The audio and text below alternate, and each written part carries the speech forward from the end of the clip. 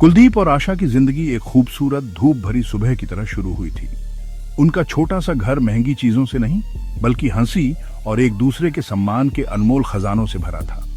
कुलदीप एक local factory में खूब मेहनत से काम करता था और हर शाम उसका घर लौटना आशा के दिन की सबसे बड़ी बात होती थी। वह एक प्यारी सी मुस्कान और एक कप चाय के साथ उसका इंतजार करती थी। उसकी कहानियां सुनने के लिए तैयार रहती थी। उनकी बातें सीधी सादी होती थीं, अपने दिन के बारे में, भविष्य के लिए उनके छोटे छोटे सपनों के बारे में और एक दूसरे के साथ रहकर उन्हें जो शांत खुशी मिलती थी उसके बारे में। उन्हें खुश रहने के लिए ज्यादा कुछ नहीं चाहिए था। उनका प्यार ही उनकी सबसे बड़ी दौलत थी। जिंदगी के अप्रत्याशित मौसम में उनके सिर पर एक मजबूत छत। उनका रिश्ता उनके छोटे से समुदाय में चुपचाप ईर्ष्या का कारण था। लोग देखते थे कि कुलदीप आशा के साथ कितनी नरमी से पेश आता था और आशा उसे कितनी अटूट भरोसे से देखती थी। वे एक टीम थे। जिंदगी की छोटी छोटी मुश्किलों में एक दूसरे का साथ देते थे। अगर महीने में पैसे की तंगी होती तो वे मिलजुल कर गुजारा करते। चावल दाल के साथ खाए गए भोजन में खुशी ढूंढते। अगर कोई बीमार होता तो दूसरा प्यार और देखभाल से उसे ठीक करता। उनकी प्रेम कहानी बड़े बड़े दिखावों वाली नहीं थी, बल्कि हजार छोटे छोटे रोजमर्रा के दयालुता के कामों की थी, जिसने उनकी जिंदगी को एक मजबूत और खूबसूरत ताने बाने में बुन दिया था। यह एक सादा जीवन था, लेकिन अपनी सादगी में यह बिल्कुल परफेक्ट था। हालांकि उनके धूप भरे संसार में एक परछाई रेंगने लगी, धीरे धीरे और पहले लगभग किसी का ध्यान दिए बिना। कुलदीप की फैक्ट्री एक मुश्किल दौर से गुजरी और काम का दबाव बढ़ गया। वह काम के बाद कुछ सहकर्मियों के साथ समय बिताने लगा, अपनी चिंताओं से बचने का रास्ता ढूंढ रहा था। यह रास्ता एक बोतल के रूप में आया, जो कभी कभार आराम करने के लिए एक ड्रिंक के रूप में शुरू हुआ था। वह जल्द ही एक रेगुलर आदत बन गया। जो आदमी पहले अपनी पत्नी के पास घर भागता था, वह अब देर से लौटने लगा। उसके कदम लड़खड़ाते और उसकी बातें अस्पष्ट होती थीं।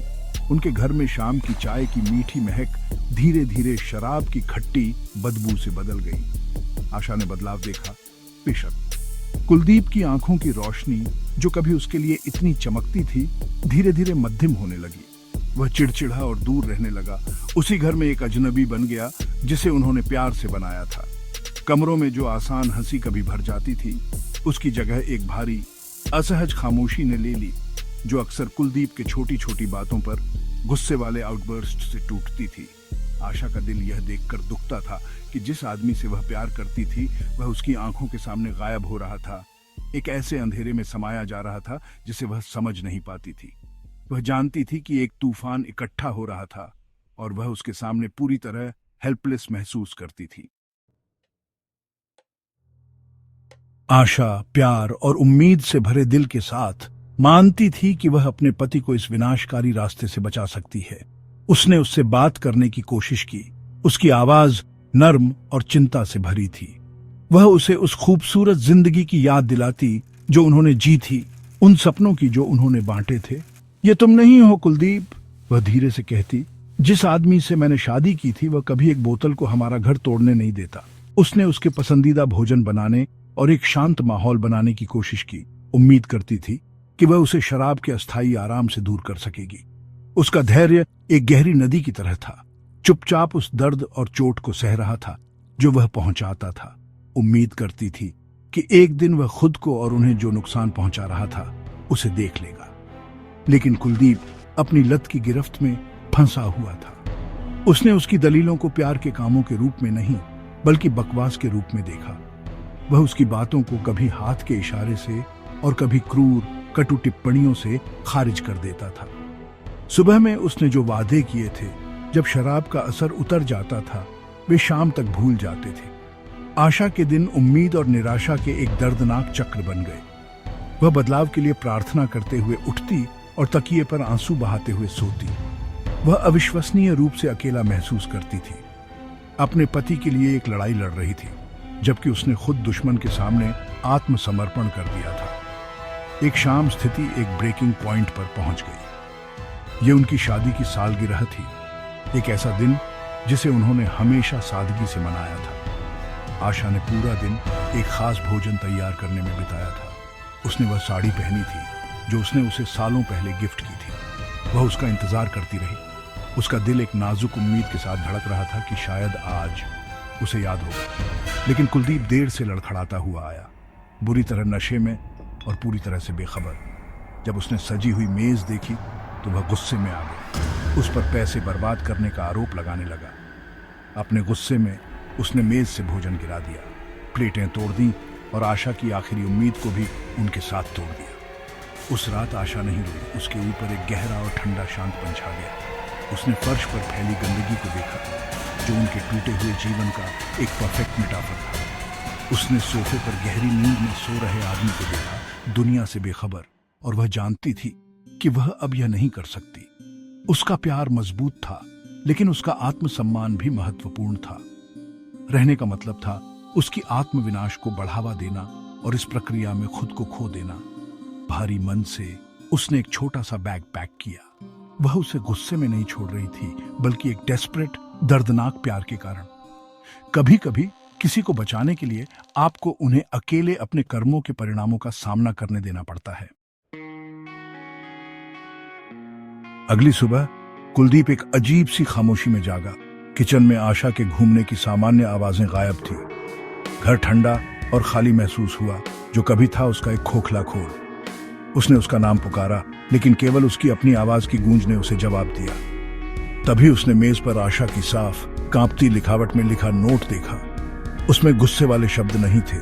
उसमें केवल इतना लिखा था कि वह अपने माता पिता के घर चली गई है और तभी लौटेगी जब वह उसे और उनके घर को अपनी बोतल से ज्यादा महत्व देगा।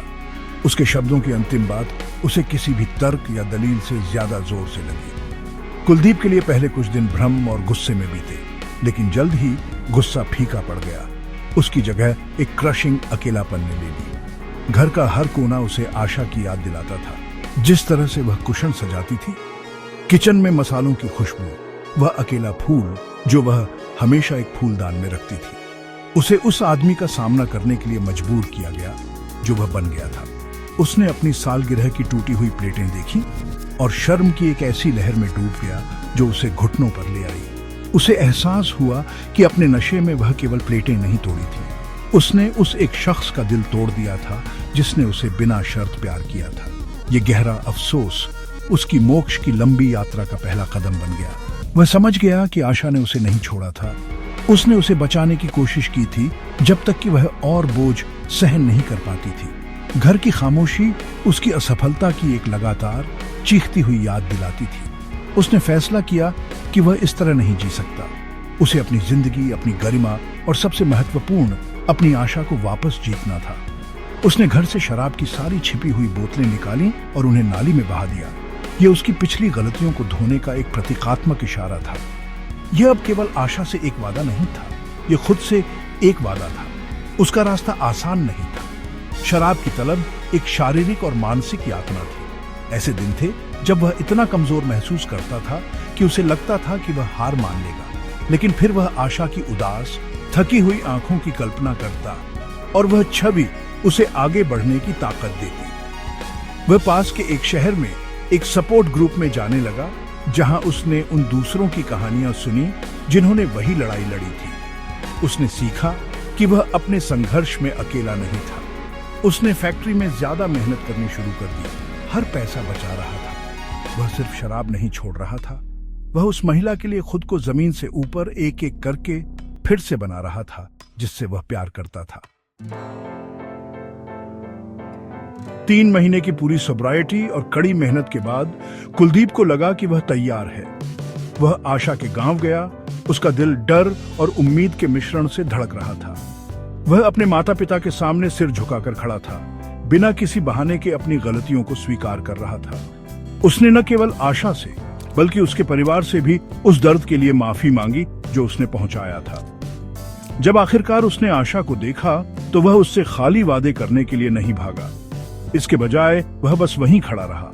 उसकी आंखें सच्ची पश्चाताप से भरी थीं। उसने उसे अपनी यात्रा के बारे में बताया, सपोर्ट ग्रुप के बारे में और उन अकेली रातों के बारे में जिसने उसे उस चीज का मूल्य सिखाया जो उसने खो दी थी। उसने उसे वापस आने के लिए नहीं कहा, उसने उसकी माफी मांगी। आशा ने रिश्तेदारों से कुलदीप के प्रयासों के बारे में अपडेट सुने थे। उसने उसमें बदलाव देखा, न केवल उसके शब्दों में बल्कि उसकी आंखों में भी पुरानी एरोगेंस चली गई थी। उसकी जगह एक शांत विनम्रता ने ले ली थी। उसने उसे बहुत याद किया था, लेकिन उसने अपनी कीमत भी सीख ली थी। वह लौटने को तैयार हो गई, लेकिन एक शर्त पर। मैं उस आदमी के पास वापस आ रही हूं जिससे मैंने शादी की थी, न कि उस आदमी के पास जो तुम बन गए थे, उसने कहा। उसकी आवाज दृढ़ लेकिन नर्म थी। हमारा घर सम्मान और सुरक्षा की जगह होनी चाहिए। अगर बोतल कभी फिर से हमारे बीच आई तो मैं छोड़ दूंगी और मैं पीछे मुड़कर नहीं देखूंगी। उसकी शर्त धमकी नहीं थी, बल्कि एक सीमा थी, उनकी नई शुरुआत के लिए एक नींव। कुलदीप ने पूरी लगन से उसकी शर्त स्वीकार कर ली। वह समझ गया कि प्यार सिर्फ स्नेह के बारे में नहीं है, यह एक सुरक्षित जगह बनाने के बारे में है जहां दोनों साथ ही पनप सके। उनका घर लौटना अतीत में लौटना नहीं था, बल्कि एक नए अध्याय की शुरुआत थी।